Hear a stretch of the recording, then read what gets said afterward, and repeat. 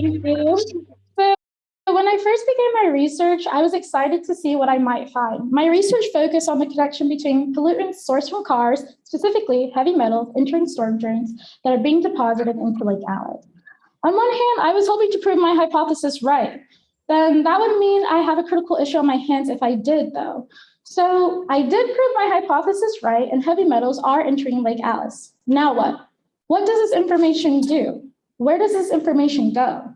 If I was more established, my work would be published and end up in a journal. And while that would be super exciting, there's an issue with this. You see, this room that we are in is full of interesting research and new findings. And just like the professional community of academia seems to only circulate among this small group, meanwhile, the public is not privy to this information. My hypothesis, I have a new one, is that, is that we have social and scientific research that is not available to the general public due to lack of access. In 2019, the government spent $9 billion for research. But even with tools like Google Scholar, they are blocked from accessing research and information due to paywalls.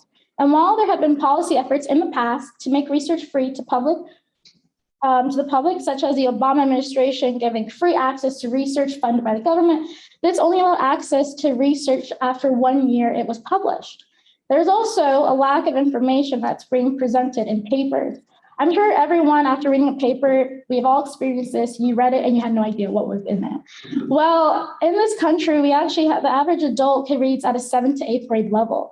And the style of writing that we typically use is technical and uses word jargon that's not really accessible to the outsiders and scientific terms that are rarely used outside of the field. So like a good scientist, I suggest we run some tests. Have you ever seen one of those YouTube videos where they have an expert explain a really complex concept ranging from a kindergartner all the way to a PhD student? Well, I think we should do something like this. I mean, this isn't really a new concept that we have done before. If you think about books, we actually adapt them for young readers. Think of Michelle Obama's Becoming. It was adapted for young readers so that they could read them.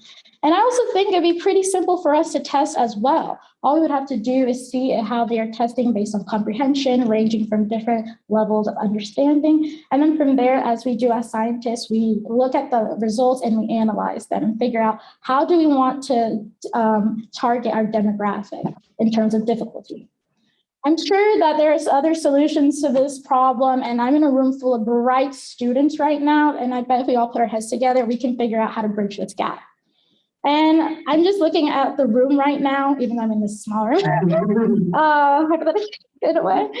We haven't even earned our bachelor's, yet we are curious and we are eager to learn. This just goes to show that if you give people the opportunity, they will show you what they are capable of, which is why I think we should allow for more public access to research. Thank you.